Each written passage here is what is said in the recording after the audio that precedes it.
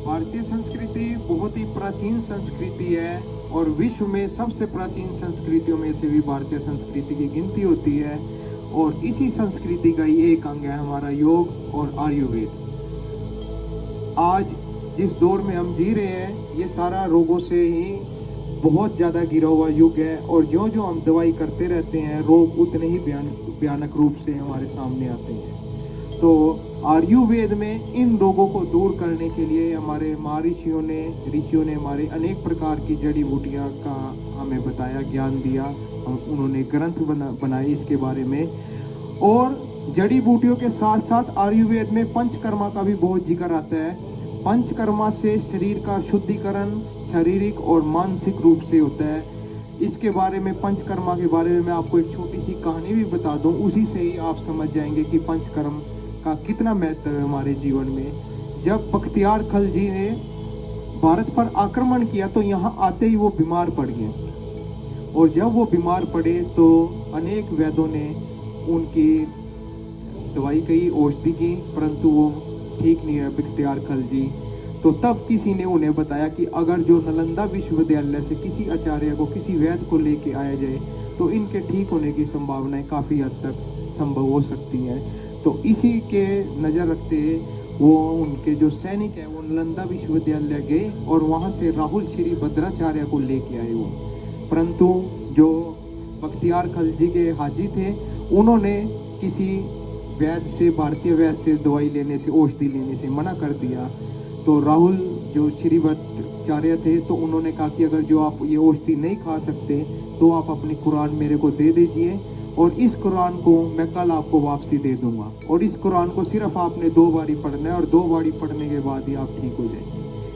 वो मान गए इस बात को उनके हाजी और उन्होंने कुरान राहुल श्री भट्टाचार्य को दे दी। और जब अगले दिन उन्होंने कुरान वापसी दी और खिलजी को पढ़ने के लिए कहा तो जैसे जैसे वो कुरान पढ़ता गया उसका हर रोग ठीक होता गया, क्योंकि जो बहुत लंबे समय से बीमारी थी वो 2 बार कुरान पढ़ने से बिल्कुल ठीक हो गई। तो उन्होंने सोचा कि ऐसी क्या इन्होंने इस कुरान में करी, क्योंकि कुरान तो वो काफ़ी समय से पढ़ते आ रहे थे। तो उन्होंने जब भट्टाचार्य जी को बुलाया, हमारे आचार्य को बुलाया, तो उन्होंने कहा कि आपने औषधि खाने से मना किया था तो मैंने औषधि का लेप इस किताब के हर पन्ने पर लगा दिया। जो जो वो पन्ना पलटने के लिए कुरान शरीफ का अपने मुंह में लगाते, धूप मुंह से पलटते पन्ना, तो वो बिल्कुल इसी मुंह के रास्ते से उनके अंदर वो मेरी औषधि जाती गई और उनका हर रोग दूर होता गया। जब हाजी ने ये बात सुनी तो वो भी हैरान रह गया कि भारतीय संस्कृति में इतना आयुर्वेद का ज्ञान। तो उन्होंने इस बात से अंदाजा लगाया और वो भयक्रंत हो गए। और उसी वक्त ही जैसे ही वो बख्तियार खलजी ठीक हुआ उन्होंने नालंदा विश्वविद्यालय पे आक्रमण किया और कहते हैं कि पूरे 1 वर्ष तक नालंदा विश्वविद्यालय से आग नहीं बुझी। इतनी किताबें थी वहाँ, इतना हमारा ज्ञान था वहाँ पर। और उसने सारे हमारे आचार्यों को, बौद्ध भिक्षुकों को, जो जो भी वहाँ छात्र शिक्षा ग्रहण करते थे, सारों को मौत के घाट उतार दिया। ये है हमारा भारतीय आयुर्वेद कि अगर जो औषधि मरीज सीधा मुंह से नहीं ले पाता तो उसी पंचकर्मा में आयुर्वेद में नस्या कर्म का जिक्र है कि औषधि को धुआं के माध्यम से उसके अंदर दिया जाता है। जिन्हें भी अस्थमा के रोग हो, साइनस के रोग हो, जिन्हें माइग्रेन की समस्या हो या शरीर में कोई भी रोग है अगर जो आपके, और वो औषधि से ठीक नहीं हो रहा है तो पंचकर्मा में नस्या लेने की विधि है, उससे वो रोग बिल्कुल ठीक हो जाता है। क्योंकि श्वास को, शरीर को, जो श्वास हम लेते हैं, शरीर का जो खून है वो उसे बड़ी जल्दी ऑब्जॉर्व कर लेता है। पचने में तो औषधि को काफ़ी समय लगेगा, परंतु जब औषधि को हम नस्या कर्म के द्वारा एक विधिवत तरीके से लेते हैं तो वो औषधि बहुत ही जल्दी शरीर में सुपाच्य हो जाती है और उसके परिणाम उसी वक्त आने शुरू हो जाते हैं।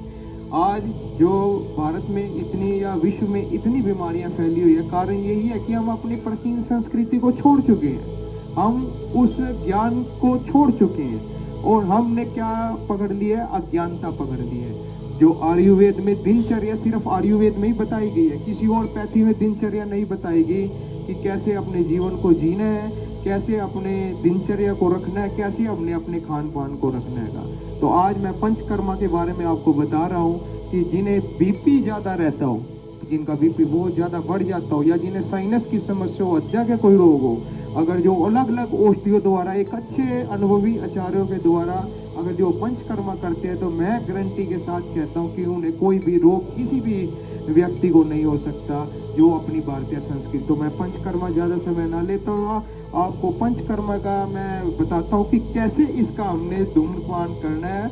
ये जो हुक्का है ये हमारी बहुत प्राचीन देन है, और इसका गलत यूज हुआ मुगलों के समय से।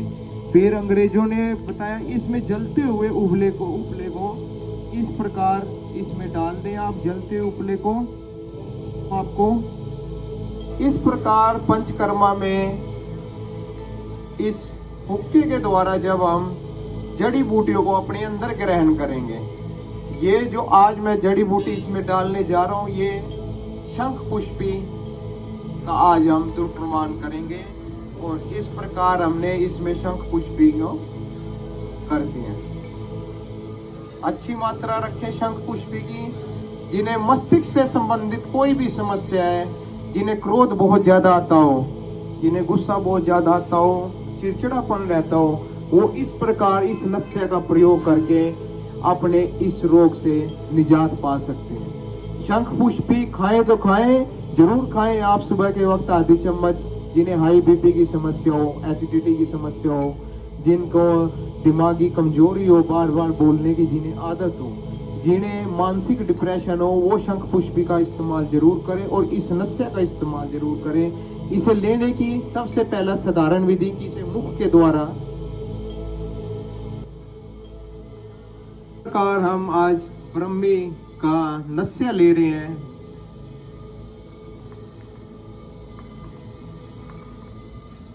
जिन्हें साइनस की समस्या हो, माइग्रेन, सर्वाइकल, शरीर का कोई भी रोग हो, अलग अलग जड़ियों द्वारा अगर जो वो इस नस्या को ले, इस द्रुम को ले, जड़ियों के धुएं में भी अद्भुत शक्ति होती है, क्योंकि जड़ी अंदर जाएगी वो पाचन करने में इतना समय लेगी, परंतु वो श्वसन के द्वारा बहुत जल्दी हमारे रोम रोम तक पहुंच जाती है।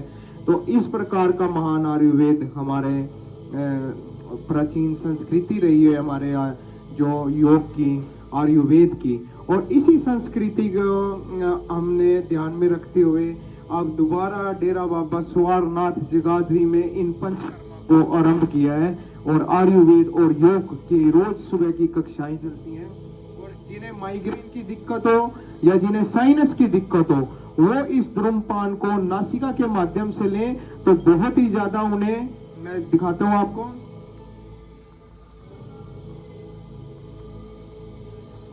आराम मिलता है। ब्रह्मी का ये नस्या बहुत ही ज्यादा ठंडक देने वाला ये नस्या, जिन्हें पित्त की समस्या हो, जिनकी पित्त बहुत ज्यादा बढ़ गई हो, जिन्हें स्किन पे अगर जो कईयों के आप देखते हैं कि पित्त के दाने आ जाते हैं, परंतु अगर जो ब्रह्मी का नस्या लें और एक ये रखें वो ध्यान में कि किसी अनुभवी प्रशिक्षण के द्वारा एक जो हैगा जिसे अनुभव हो नस्या देने का, उन्हीं के सानिध्य में ही अगर जो इस आयुर्वेदिक ट्रीटमेंट को लिया जाए तो कैसा भी रोग हो, जो इंग्लिश दवाइयों से जो बिल्कुल ठीक नहीं हो रहा आपका और आप उनसे बिल्कुल थक चुकी हैं, तो आप जब आयुर्वेद की शरण में आएंगे तो बड़े से बड़ा रोग भी योग और आयुर्वेद में इतनी शक्ति है कि वो ठीक करने की बिल्कुल ताकत रखते हैं। तो अपने योग को अपनाएं, आयुर्वेद को अपनाएं, प्रकृति चिकित्सा को अपनाएं आप, और एक संतुलित दिनचर्या का पालन करें कि जैसे सुबह उठते ही आपने खाली पेट पानी पिए और सुबह की सैर और योग को जरूर करें आप। और नीचे आपको संपर्क नंबर दे दिया गया, अगर जो आपको कोई भी समस्या हो तो आप इस नंबर पर संपर्क करके आप अपनी समस्या के बारे में उचित परामर्श प्राप्त कर सकते हैं।